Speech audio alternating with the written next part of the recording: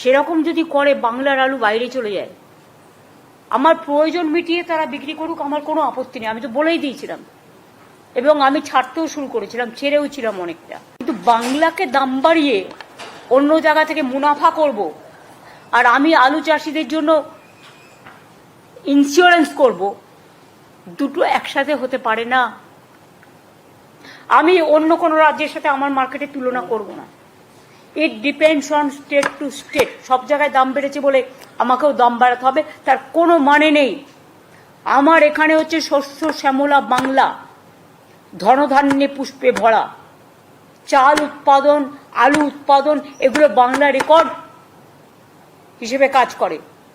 আমি সেখানে অন্য রাজ্যকে বাড়তে দেবো, আমার জিনিস দিয়ে সাপ্লাই করে দেবো আর আমার নিজের রাজ্যে দাম বাড়াবো, এই যুক্তি হতে পারে না।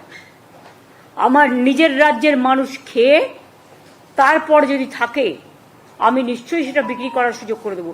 ইভেন আমি একথাও বলেছিলাম যে তোমার যদি পড়ে থাকে আমি আইসিডিএসে নিয়ে নেবো, আমি মিড ডে মিলে নিয়ে নেবো, তোমাদেরটা যাতে নষ্ট না হয় আমরা দেখব।